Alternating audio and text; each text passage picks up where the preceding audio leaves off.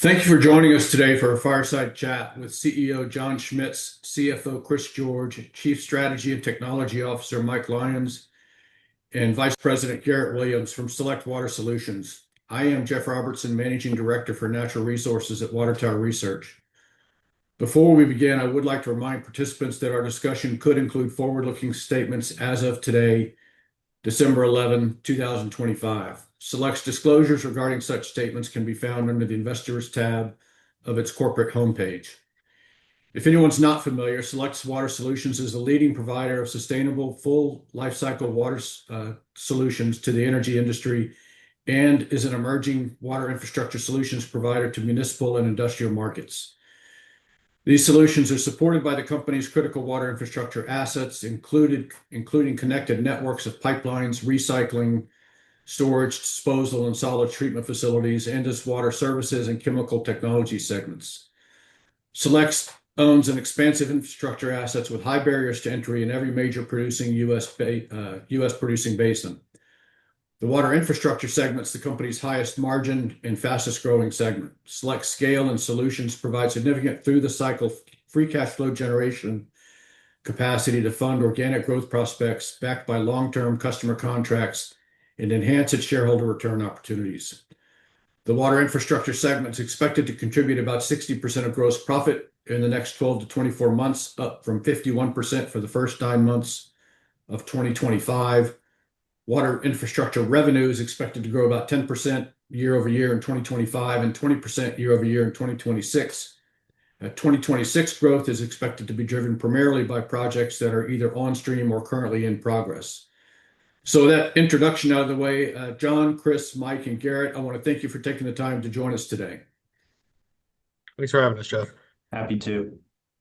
John, I'd like to start with just to focus on the company's ongoing transition to an infrastructure company. Since the early days of the transition in 2021 through the end of 2025, gross profit before depreciation and amortization in the segment's expected to have grown at a CAGR north of 70%. Can you talk about the motivation behind the transition and how you think that ultimately plays on the company's positioning in the market as an infrastructure company? Sure, be glad to. And thanks for having us as well, Jeff. Yeah, what we saw really kind of going into the pandemic is a real big switch in the industry around the management of water. It was driven heavily weighted by the Permian Basin and the development of horizontal, but the reality is what came out of that is a switch from freshwater sources or sources that you go procure to management of the production water that comes out with the oil and gas, and the way you could treat that water, recycle it, and make it usable in the completion of new wells. We were really the very first adapters of that, but that's because of our background. We've always been really a water-focused company to supply sources into the frac horsepower for completion in the lower 48. This was just another step in transition, and we identified it. At the same time that happened, the 21 year coming out of the pandemic, there was a lot of broken balance sheets or bankruptcies or things of that nature that was in the space after the pandemic. And the team really managed the company really well during the pandemic, so we came out with cash and no debt, and we went to work and took advantage of that, because what it gave us is the ability to put together a bunch of assets that we could then drop in and develop this new thesis around recycle, repurpose, and at the same time build these networks out that we keep landing these contracts around. What has it changed for the company? Those assets and really the company was heavily focused on a call-out service business for completion activity around a wellhead. That's what we did. One of those services was water. I mean, we always delivered water to the wellhead in a meaningful way. Leader in the industry as it relates to that, but it was still a call-out service business.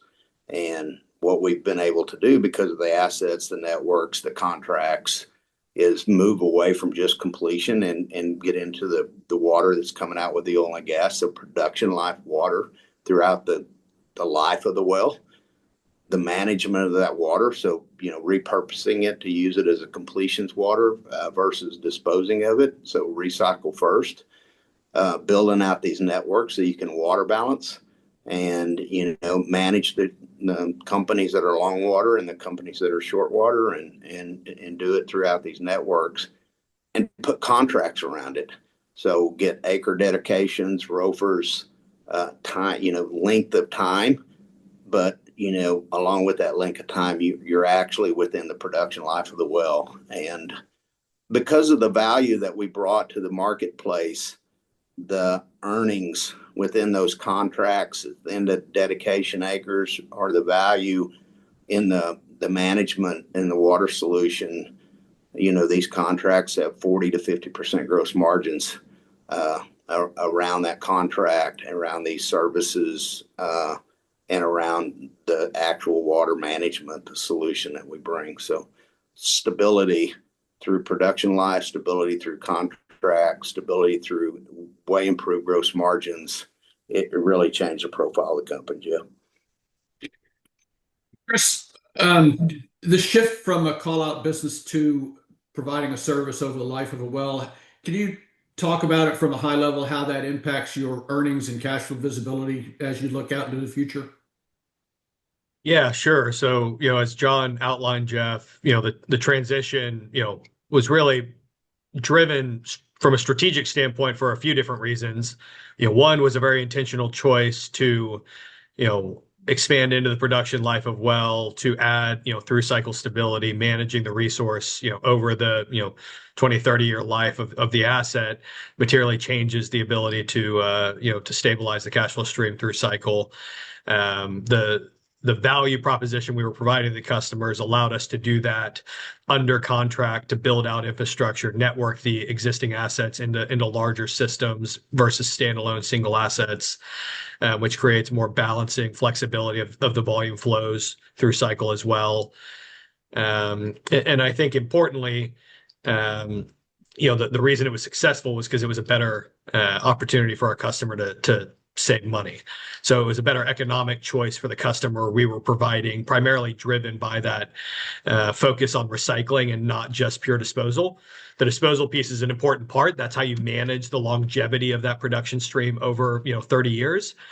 But the ability to provide near-term economic value around the recycling application was really what established our infrastructure platform and allowed it to scale in a meaningful way, and do so in a manner that was allowing us to add contracts that, over the last 18 months have averaged about 11 years in tenor, but range from 5 to 20 years, on an individual basis. So, certainly the through cycle stability is a great opportunity for us. It's allowed us to look at the balance sheet differently. It will allow us to look at shareholder returns differently over time as well. And has been a great opportunity for us to redeploy, the organic operating cash flow of the business into the high growth application of infrastructure. Just a follow-up question on the contract structure, Chris. Can you tell us whether or not the contracts, just given their duration, have some protections in them for Select's margins over their lives to maintain your margins? Yeah, it's a great question, Jeff. So, we do have various forms of contract structure within infrastructure. The primary forms are acreage dedications, wellbore dedications, minimum volume commitments, and then John mentioned it, ROFRs, these right of first refusal dedications as well. Ultimately, those are structured, in a manner where you have typically fixed pricing based on your capital return profile with standard escalators that allow you to protect against that inflationary, application over the life of the contract, given the longevity. Occasionally, we'll have, capital return components of those contracts as well. But yes, generally speaking, Jeff, you're going to protect the longevity of that cash flow stream through defined terms. The dedications and ROFRs are an important part of your business model, and I think you've added a lot of acreage just in the last 12 months or so. I think you have 2.5 million acres under long-term contract at the moment. When you think about future or supporting the future growth of the infrastructure business, how do you really characterize that inventory of dedicated acreage and acreage under ROFRs to support the long-term business? Yeah, I'll hit on that and then maybe let John or Mike weigh in as well. But that 2.5 million acres under dedication and growing, the bulk of that has been put in place over the last 12 to 24 months. And so when you think about the long term, earnings opportunity around those contracts, we're just in the early stages. Many of these dedications, are still being supported by, infrastructure build out under construction today that's not yet contributing to the earnings of the business. So, when you're talking about long-term contracts with these large dedications, we certainly look at the inventory from a well standpoint and a production standpoint over the life of that acreage position from our customers. We do our own engineering work around that inventory and the geology, and we generally think that when you look at the base leasehold dedications that we've underwritten through these contracts, you probably got somewhere around double that in terms of the right of first refusal acreage that's beyond that current leasehold. And then I think importantly, even though it's outside the scope of our contracts in place today, those contracts helped underwrite the infrastructure build out. And then around that infrastructure, that asset footprint is geographically positioned to capture what is a meaningful uncontracted acreage and well inventory position for other customers that we expect to commercialize the assets with over time. So is it fair to say that it really supports the or maintaining a high utilization rate on the systems that you're putting in place over the long haul? Yeah, that's certainly the right way to think about it, Jeff. The larger the network gets, particularly around these recycling first, networks like we have in the Northern Delaware, this is large diameter, dual lined infrastructure. It is built to balance the longs and the shorts, like John mentioned earlier. And that balancing across a large geographic footprint allows you to continue to increase the stability of volume flows into the asset over time. Obviously, we've still got to get the system fully built out over the next 12 months or so. But once you do, the ability to balance the longs and the shorts over the full scope of the Northern Delaware and New Mexico around that Eddy and Lee County position, will allow you to maintain that stability of inflow with the demand of the outflow as well. I guess one more question on the move from kind of a call out business to a long-term infrastructure business. How do you think that transition ultimately will differentiate Select against oil field service type peers, but also as you become more of an infrastructure type company with maybe exposure to multiple industries, how do you think that positions the company to really build value? Yeah, it's a great question. I'll start and John can probably weigh in as well here, Jeff. But we're obviously making the choices we've been making from a strategic shift here because we think it creates long-term value for our shareholders and all our stakeholders. We think that the differentiation between what we're doing today and where we're going versus where we came from is material. The ability to take what was 8% of the profitability of the business, grow it to 60% or so over the next 12, 24 months in the segment that we're talking about that's high margin, long-term contracts, high value proposition to the customer. I mean, that's a great way for us to generate, I think long-term value over time. We think that it also, Select as a platform has a distinguishment against other water infrastructure peers and our ability to provide the integrated logistics with our service footprint. We've been able to add that logistics capability into some of our contracts here more recently. And our recycling first approach is also, I would say, different than most others have taken to market. And that's where that cost savings, benefit really comes into play for our customers versus traditional disposal solutions, and why we've been able to successfully, ramp that, that contracted base over the last couple of years. So, we think that as we continue down the execution path, you're going to see the margins of the business grow. We've already seen the margin profile go from call it 20% to 30% over the last couple of years. Even though the overall business hasn't fundamentally changed from a corporate earnings standpoint. So the margin profile, the quality of the earnings continues to improve. And we think over the next couple of years, once you continue to see that infrastructure growth drive corporate level earnings growth, you're going to see that long-term value proposition, I think, provide a good opportunity to drive shareholder value. John, anything to add there? The only thing I'd add is, we have really rationalized what's in water services and continue to do that. We will do more of it. We have made comments around that, but what is real strategic in water services and very strategic to our customers and value to our customers is that last mile logistics. That's a very big piece of water services. And we've now been able to, contract that last mile water distribution system under these long-term contracts. So we got our first dedicated 300,000 acres around that. We pulled it through. But I think really important to note that what we rationalize too is what is a value add to our customer that works interactive with that infrastructure business, either through the completion side, through the chemistry side, actually through the development of the network itself. It's become very apparent that having that water last mile logistics transfer in services has allowed us to be really good at building out these networks that we're building out and become, an integrated part of it as we've done it. So I think we could affect our water services business differently than we have been in the past because of that value add, Jeff. Mike, to bring you in, how significant are the barriers to entry that Select naturally is building, I guess, around the infrastructure networks that you control? Great. Go ahead, please. Yeah. And John, I'm sure I'll miss something, so please chime in after. And I think the moats that we've been building actually go back many years. A lot of the technology that we use in the field, a lot of the software we've built, like we use Ignite as our SCADA backbone. The folks from that world, good and bad, will tell us that we operate the largest, most complex SCADA system in the entire industry.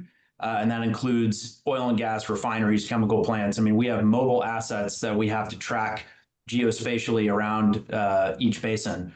The reason that is important is, our mission for customers is to reduce costs on the AFE side and LOE side.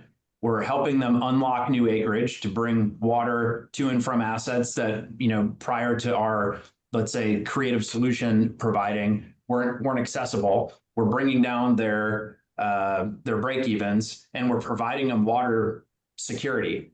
So to do all that, the network we build is differentiated, and it's bigger, and it's multi-flow, multi-directional. And so what we've built is a series of, a 24/7 command center, 24/7, we're watching all of our assets. We have a digital twin of every single facility. We have the ability to, digitally reach out and touch these assets. And when you've got hundreds of miles of large diameter pipe, millions and millions, tens of millions of barrels of storage, you have to increase your capabilities in that space to provide a very high level of service that includes, the initial delivery of extremely high volume, complex trimul, simul, and even quad fracs. So that part of it is quite complex, and we leverage our transfer, our infrastructure, water movement capabilities that John was just referencing. But we've been able to kind of lift and shift that into how we manage our water networks as well. So just the capabilities are a moat, and then referencing some other things that Chris and John mentioned, the contracts are a moat, and then having that large scale network physically in place also is a moat, versus competitors, which tend to be more point-to-point solution providers, leaving often the operators either to do it themselves and deploy capital into areas they don't want to deploy capital into, or you're trying to deal with like multiple, spot solution providers, and the operator has to be the integrator, but they don't have to do that with us. I'd like to come back to something you said with respect to Select's other two segments, water services and chemical technologies. You put Select posted a conversation recently between one of your PhD engineers talking about adapting chemistry to different well solutions. With what you're seeing in the recycling area, especially in the Permian Basin, are you seeing the capabilities of the company on services and some of the chemistry technology solutions that you can provide really playing into your customer needs as they continue to try to figure out how to adapt recycled water to what seems to be more complex well designs? Yeah, so take them in 2 points, Jeff. The first one is, the automation that we have developed in the company really throughout a long period of time, because we have been a water logistics company for many years now into the frac horsepower. And that frac has gotten more complex and more intensity, and the automation allows you to do these very technical enhanced jobs that are coming with simul-fracs and trimul-fracs and quads and multiple sources of water, and either blending on the fly or treating on a daily basis in a massive quantity of water for long periods of time. So the automation is really a unique position that we put ourselves in. The chemistry is really came with produced water recycling and repurposing for fracking. That actually requires matching chemical science to that water quality and determining what chemistry mix that you need for that frac job, and then being able to batch that job up and deliver it directly to the job. That is getting enhanced because of the volumes that we described. More and more water is getting pushed through the frac horsepower in a 24-hour period for longer periods of time. And that water is going longer reached into longer laterals, and that chemistry has to do what it's supposed to do with that water at a longer lateral without breaking down or failing.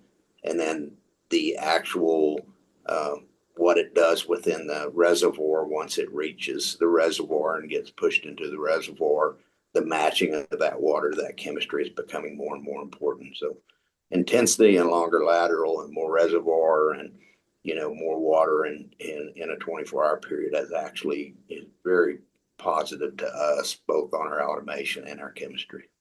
And maybe to add one thing to that, Jeff, to put a financial perspective on that, I mean, even though it's a tough macro environment, the completions, crews out there has been decreasing, steadily over the last 24 months. That completion chemicals application around what John's talking about, in support of our water treatment application as well. You're going to see chemicals see 30 to 40%, potential gross profit improvement year over year in 2025 versus prior year. So, even in a tough macro, the success we've had around the chemical development, the R&D side, and the importance of the quality of that chemistry and its integration with the produced water recycling solutions, it's definitely been driving market share capture and importantly, the drive towards higher margin, specialized chemistry products for us in those, complex solutions. It seems like it makes the business more strategic to the customer because you can deliver recycled water that's tailored to their specific lateral lengths and wellbore needs, and I guess also with the type of proppant they're using to get the best economic outcome for them. Yeah, that's absolutely right. Yeah, it sure has. I mean, there's not any piece of the industry that is not saying something that we've been saying for about 2 years now, which is it's more with less with better results. You drill them faster, you complete them with more intensity and more proppant, water, and chemistry, and longer laterals, and you get more oil and gas out of it. And we fit really well in that value add proposition. We started talking about the Permian Basin. I think just in the first 9 months of 2025, just over 50% of Select's total revenue has come out of the Permian Basin. where the company operates its largest infrastructure network in the northern portion of the Delaware Basin in Eddy and Lee counties, New Mexico. That system includes about 220 miles of large diameter pipe, plus more than 175 miles that are under construction, 1.3 million barrels of fixed recycling capacity with another 500,000 barrels under construction, and 12 active disposal facilities. John, can you just talk a little bit about the industry's produced water problem or challenge in the northern Delaware Basin, and how your network and the build out you have underway is really geared toward helping operators deal with that? Yeah, so I'll start off first with the challenges of just around water. I mean, the ability to balance water east, west, north, south across the Eddy and Lee County is a major value to our customers, because really the western side is short and need, and the eastern side is more developed and long water. And to be able to have those dual line cross flows that the team has described, and have the network of storage and the ability to recycle first and dispose second, really gives us a very unique position in value to our customer. But even if you just stop there and say, well, it's all along water, water's becoming a very big problem, whether it's in pore space, seismicity, out of basin takeaway. What is the solution to the amount of water that's being produced as we develop more and more wells in that area? All that's needed. But the important piece is it might not all be needed, but recycle first is the most economic solution for our customers.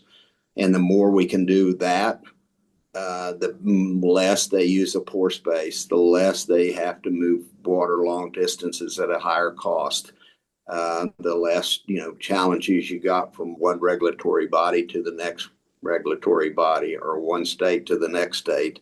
And it just a very really value add prop that we put in place. And it just is the best economic solution. I think Mike Lyons said both AFE, so the money they spend to drill and complete the well, we can forcefully push that down in a meaningful way as it relates to water. And, the value that we bring on the lease operating expense of dealing with that water during the life of the production of that well, we can push that down meaningfully too.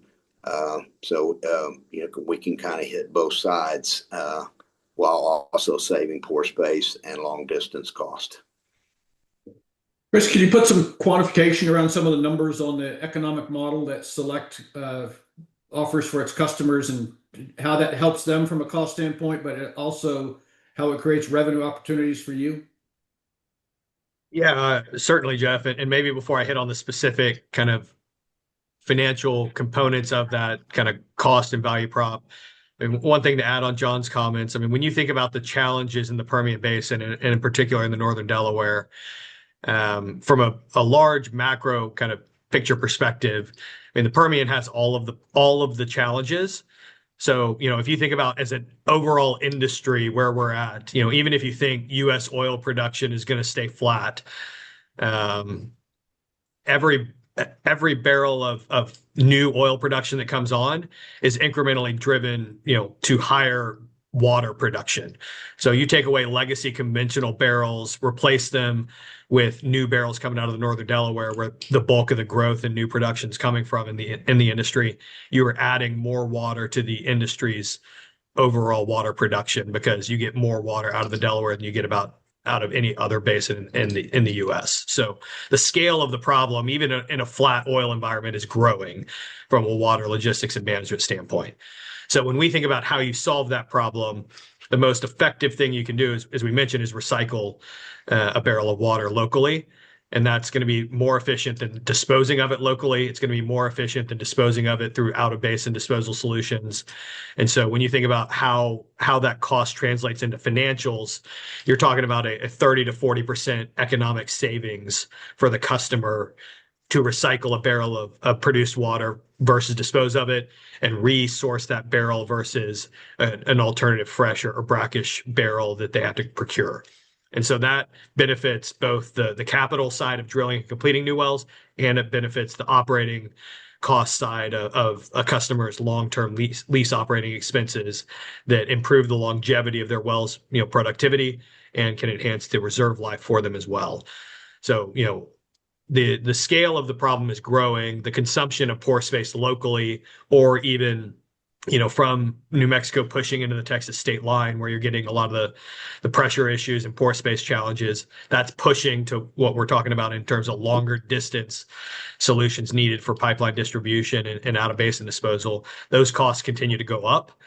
And we think there's going to be an ability to provide relief of that cost pressure through recycling first, and even longer term through recycling for solutions that are outside the industry's own reuse demand for new oil and gas consumption, but pushing into other industrial demand outlets like mining, data centers, or non-consumable agriculture, et cetera.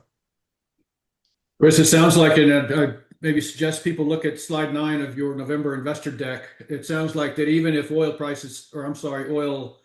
production stays relatively stable, that the business opportunity for Select to deal with the water challenges that the operators will have will continue to grow. Certainly in the Permian Basin, and especially in the Delaware. I think that's absolutely true, Jeff.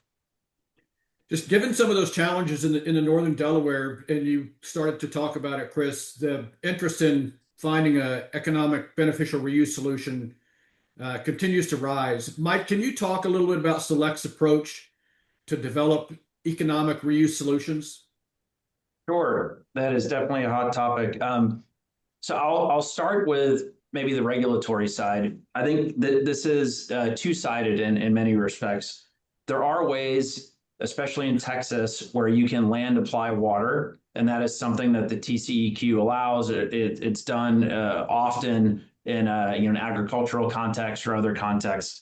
That is something that is out there, and that I think many of us in industry are perhaps looking to utilize. But there's also a pretty strong industry push to develop a surface water discharge type permit that would allow for very large volume discharge into the environment.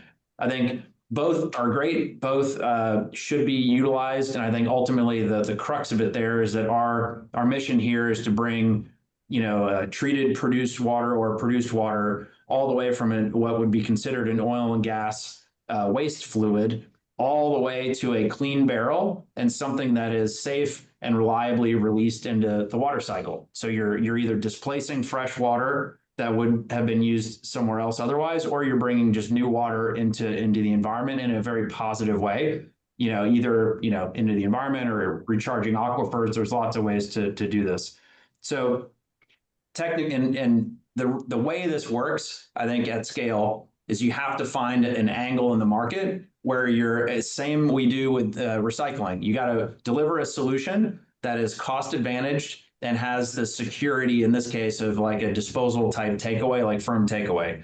So we've put some of our perspective into our IR materials, showing where we believe, from a technical economic point of view, where we can compete in the market. And we do see good line of sight to being able to be competing against current disposal solutions and even some of the more out of basin solutions like distant disposal solutions out there.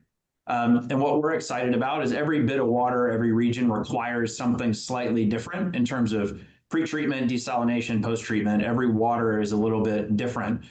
We are technologically agnostic, but have solutions developed for Permian water, for the DJ water, and for other water around the region. And our infrastructure touches all the major regions. So we see a future where in each region we deploy what makes sense. We provide that service to an operator, and then we provide, I would say, the beneficial use of either clean water to an industrial customer, or clean water to the water cycle.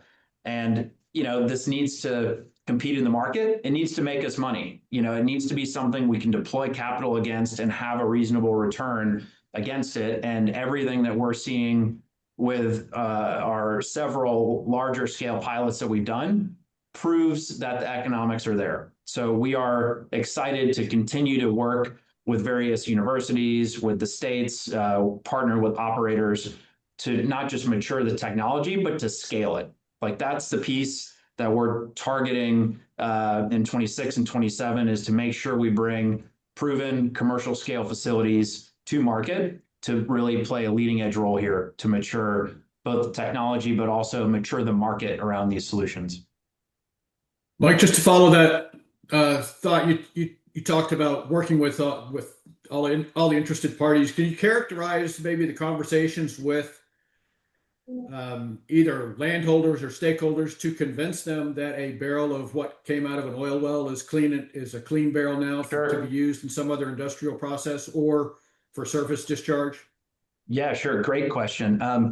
In our line of work, the best way is not to try to convince them, it's just to show them. So that is a variety of treating the barrels all the way to our spec, what our technology can deliver. You can test it for everything, so you can show them that it's clean.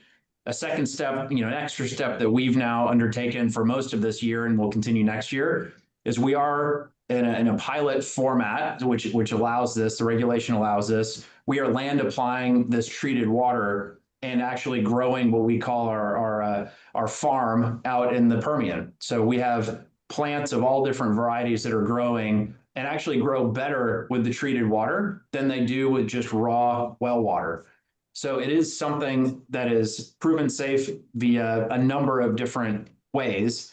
And it's net positive, not only on the water side, but we can also find ways and have found ways to either harvest waste heat off of existing facilities. So, a gathering system, a gas processing plant benefits from that heat being taken off of it. So you have an industrial positive benefit, but also there can be even like subsurface geothermal type sources of power to where you're turning a water waste into a water benefit, but you're also not taxing any of the power systems or adding additional burden in the processing and in the transformation of that water. So we're trying to be extremely thoughtful in making sure that this is something that is positive all the way around.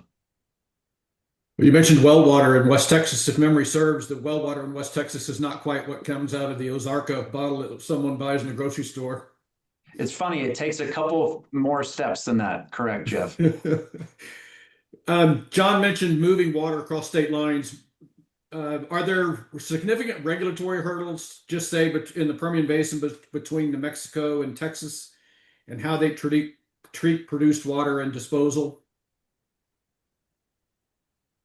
Yeah, I'll hit that and let others clean me up. But I think it's fair to say, Jeff, there's definitely a distinction between the regulatory environments. Every state, every county and municipality can have its own application of oversight around water management when you're talking about both fresh water resources and discharge. But disposal capacity, the availability, the management of the seismicity challenges we've seen, and the permitting frameworks between the states. And it's not just Texas and New Mexico, it's Texas and Louisiana. It's the same in the Northeast around Pennsylvania and in Colorado as well. So each of these states has, varying degrees of regulatory, I would say, oversight and some more challenging than others. But I think at the end of the day, regulation is appropriate for some of these challenges, but it also creates need for solutions and a appropriate stewardship application. And so we're very focused on partnering with the states to come up with the right solutions that fit within the regulatory frameworks that they're looking to put together. But it's pretty clear that there is going to be a need for increased recycling to meet the long-term objectives of the various states that we're interacting with. Yeah, Like you mentioned. Go ahead, John. I would add one thing to that subject. I mean, there's a very big difference between the two states too. It has some to do with regulations, but New Mexico is made up of a lot of federal land and state land, and what you can do across that land and how you get permits to do it is very different than the state of Texas, where you have private land ownership. As well, you could reverse that and say what you can do across private land in the negotiations with a landowner And that discussion is very different than what you got across federal and state in New Mexico. And it causes, limitations and confusions between the two applications of states. You see stories from time to time about the water tables in Texas and concerns over the water table levels, and then there are stories about the need for water for the industrial parts along the Gulf Coast. Mike, you talked about distant transport. Just is it economically feasible to move produced water over longer distances to serve the needs in another market? Short answer, yes. I think given the pressure that, especially in the northern Delaware, that operators are feeling, and I say that in two ways. I mean, one is the physical pressure of some of the formations that they're looking to explore. I mean, that becomes eventually cost prohibitive and like physically prohibitive if you cannot frack those formations. But also just that wall of water creates pressure for new and creative solutions. So I think we see the industry as having to develop and Select as having to develop really the everything and all of the above, in the portfolio. Like we will have and do have disposal in the northern Delaware. That probably will grow over time. We will have recycling as well, and we will do as much of that as we can because it allows us to grow and improve our relationships with operators. That also needs to happen at scale. Beneficial reuse on the backside of this large infrastructure system needs to happen. And also you need that same, committed disposal to flow out of that area. And then it just all needs to balance. So we've seen some projects already, being talked about in the space. And I think the returns are there. There's a lot of parcels of land you touch when you undertake a project like that. It's a lot of capital to put together. It's a lot of commercial, negotiating to make happen. So it's a very big capital project that has all the warts and wrinkles on it.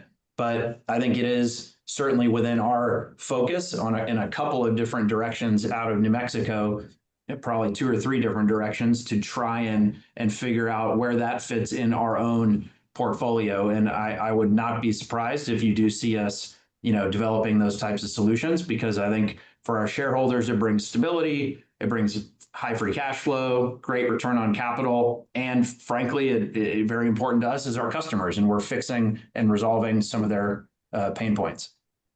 And John and Chris, I mean, you guys are in all these discussions that we're having around this. Anything else to add? I think you covered it pretty good there, Mike. I think you did good. Yeah. I'd like to go down that path of diversification a little bit. Select entered the municipal and industrial water market in southern Colorado in first quarter of 2025. Sure enough. With the formation of the AV Farms joint venture. Mike, can you talk about or outline the AV Farms development process as you work with potential customers and when you think it could start to become an earnings and EBITDA contributor? Yeah, sure enough. So we've been in this space in Colorado for about 15 years or more. And when you operate in Colorado, even in the water transfer space, on the services side, we've owned water rights. We continue to own water rights. We own augmentation facilities. We own pipes and head gates and all of that. So we've really been in this market for quite some time. I think really what you're seeing us do here is expand our footprint, leveraging that capability and just increasing the size and the commitment against a different set of customers. And the reason we did that is because cities are becoming increasingly tight on budgets. They're having to spend a lot of money on treatments and treatment facilities and other things. So we can step in, provide the capital, provide the certainty of delivery, and all of our capabilities. So that really was the thesis behind it. Ultimately, we assembled a very unique asset base. Lots of water rights across a couple different ditch and canal systems, locations for storage, rights of way around pipes. So it really was a very thoughtful assembly, and everything that we're seeing in the market says, I need water, I need storage, I need you to get it kind of some put to work locally. So creating value for greenhouses. We're talking to some data center companies. A lot of that would be, dairies even. A lot of that can be water that stays local, provides value for farmers, for industrial customers, long-term contracts, very clear cash flows. And then separately, yes, there's absolutely discussions around some of this water reaching, other parts of the state, but with similar characteristics, high free cash flow, high margin, super long duration contracts. So that's again the thesis, and I think the everything we've seen and put out publicly, somewhere in that $20 to $30 million range of free cash flow out of the asset coming. We had underwrote it with 2028 forward.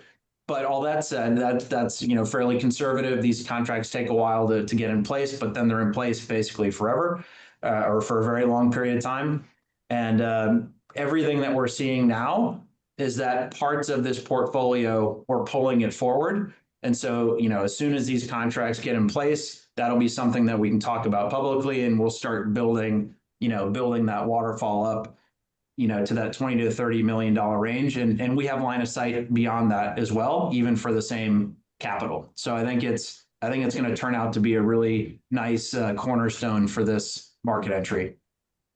Chris mentioned that the duration of the contracts in the Northern Delaware that have been put in place in the last year or so is just over 11 years. Can you share any color on dealing with the mix of industrial and municipal potential customers in Colorado, about just the length of contract that you're looking, or length of contracts, and also can you share any color on how margins there might compare to what you currently have in the Northern Delaware? Yeah, there's a discussion with so in general, whether it's AV farms or other discussions we're having, like data center contracts tend to be in the 15 to 20-year range.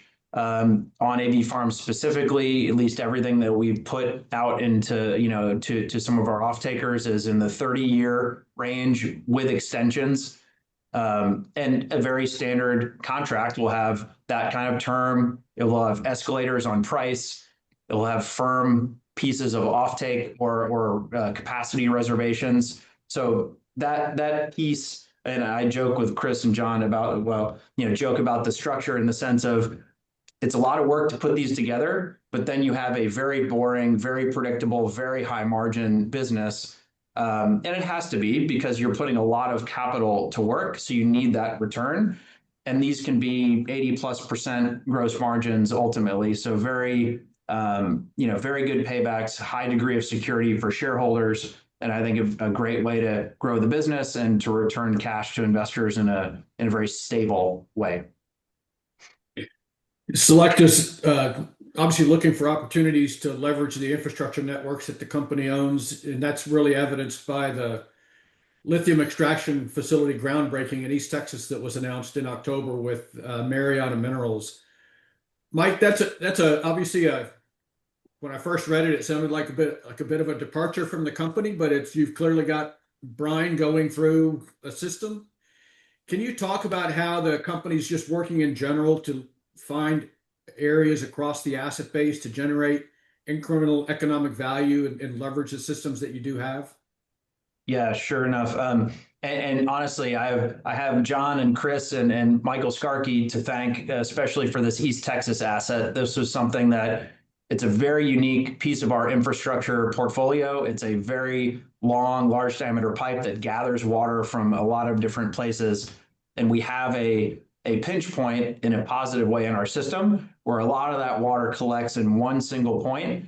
It's drawing off this formation that is higher in lithium concentration than anything we see in the Permian, and frankly, anything we see in oil field fluid waste or produced water anywhere in our portfolio. So that was a very unique asset. It was competitively bid. A lot of, we talked to essentially anybody that was doing, direct lithium extraction. Mariana has proven to be quite a strong operator. They're strong commercially. There's a lot of positives there. And that was the thesis, which supports we want to invest in bringing water together. And then this is a natural extension of that to further monetize that resource. And we still give our point of view on water treatment, on water handling. Like we play I would say more than I expected. We're playing a role in still making sure the water gets there consistently and sharing our knowledge on chemistry, water treatment to make sure the water gets to a point where we can hand it off and it can go through the rest of the process.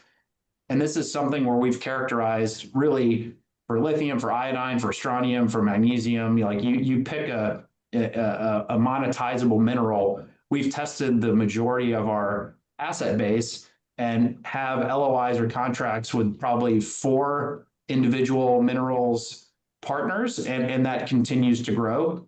So I think our strategy here is to bring the best of the minerals world to select, partner with them, move quickly, and get this cash flow, coming into the business. That's really the goal there. And I think to maybe add to that, Jeff, one thing that's important to note, I mean, in this particular circumstance, we already have the existing infrastructure, as Mike outlined. We already have the concentration of delivery to our facilities, and so we can provide a great opportunity to increase our revenue base and generate royalty based cash flows here without investing incremental capital and partner with somebody to do that. So we're talking about generating incremental royalty stream cash flows out of an existing volume stream that's already existing in our system today. And so when we think about what we have in the Permian, what we're aggregating there as well from a volume standpoint, and the application of treatment on a base level that we're already doing there, plus opportunities around beneficial reuse, you continue to enhance the volume stream and potentially the concentration application of those volumes into heavy brine streams that provide potential extraction resource opportunities long term as well. So this is obviously a great way for us to start, but we already have the volumes, they're under contract, and how do you maximize the value out of those volume streams under contract, whether it's selling it back into an industrial market opportunity or finding ways to extract additional potential out of that stream. Yeah, agreed. And that was for us the big strategic question is, do you deploy capital into this, or do you deploy capital in your water networks and water infrastructure? And we said, that's what we're good at. Let's do that. And then Chris said that he was willing to take 100% margin revenue streams if I was willing to generate them. So Yeah, I mean, it sounds like this is something where Select has no technical risk. You deliver brine to the facility that's put into your system, it gets processed, and then you get the brine back for disposal purposes. Is that's basically the simple way that it'll work, isn't it? Yeah, I mean, yes, I would say though, every company and every group of people that we're partnering in that space, we think of them as partners. I mean, we have commitments, sometimes soft commitments, like, look, bring us as much water on a ratable basis as you can. And we take that really seriously. Like if we say either contractually or just operationally that we're going to do something, whether it's one of our partners in the mineral space, whether it's a customer, like we take that very seriously, whether it's a contract or a handshake. And so that is how we are approaching it. And and that drives how we every day go to work and find the barrels, find the volumes, and make sure they're delivered safely and reliably. Because that's in this space, that's what our partners need. They need to know the volumes are coming. If it needs pretreatment, do that. If they need storage, do that. If you need little stub outs to connect, like that's what we are delivering to them is full end-to-end solutions. And one thing to Jeff, I mean, you mentioned technical risk. I mean, one thing to be clear on, I mean, this is not a science project. This is, I mean, existing technology with a new application of outcome. So, we're partnering with people that have that experience, have the technological, ability here, have the off-taker relationships and opportunities there to get the appropriate outcome. And so, we're I think finding ways to balance the expertise between both parties in a partnership managed structure that benefits both sides. Yeah. John, I want to be respectful of y'all's time, so I want to come back. You've been an entrepreneur over your entire career in various parts of the upstream and midstream value chain, and in an industry that, as it advances, continues to create new opportunities. Can you just summarize your thoughts about the long-term positioning of a Select as a leading water infrastructure company with diversified, and how diversifying the exposure to a variety of markets might impact the company's ability to deliver value in the future? Sure. And I do look at it as kind of two buckets, Jeff. One is, what is the current oil and gas lower 48 land business and development of horizontal application. What does it need? What really fits it? What fits the more with less with better results? The intensity, the unlocking of hard rock reservoir. And I believe Select has a very unique position in that. I believe that we have developed the recycle first approach and have contracted to put the moat around it, as well as put the networks together that bring the value that somewhat puts the moat around it, and the automation and technology along with the in-basin chemistry. I think we really have brought a lot of value there, and that gives us a unique position in the oil and gas space. But outside of that, we have been moving water a long time. We procure water when the oil and gas industry was fracking a lot of wells with a lot more frac horsepower than we have running today.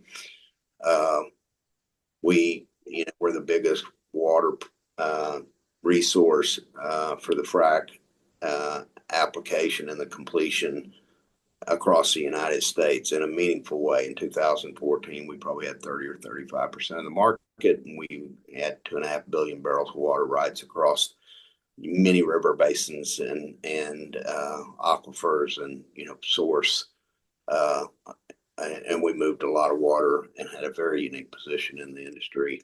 We know how to procure, we know how to move, we know how to store, we know how to treat, we know how to deliver.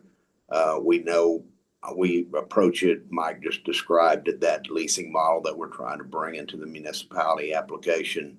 We think we know how to bring solutions or business models that are needed, just like we did in the recycling recycle first business model that we brought to the market and fixed plants. So we'd like to take that our skill sets and our knowledge and take it to other areas, whether it's industrial, even in areas where the oil and gas has an industrial side or a processing side that it fits it very well, or the agriculture piece, or the municipality. We think our skill sets, the knowledge of water and how to do that kind of stuff fits really well.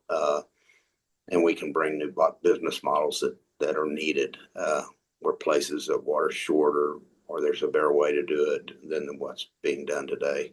So I think we're very unique that way, Jeff. John, Chris, Mike, Garrett, I want to thank you for joining us today. To our participants, I want to thank you also for joining us today for our fireside chat. Our research can be accessed from our website, www.wttrresearch.com. The views expressed on this fireside chat may not necessarily reflect the views of Water Tower Research, LLC, and are provided for informational purposes only. This fireside chat may not be redistributed, reproduced without the written consent of Water Tower Research, and should not be considered research or a recommendation. WTR is an investor relations firm, not a licensed broker dealer, market maker, investment bank, underwriter, or investment advisor. Additional disclaimers can be found at www.wttrresearch.com.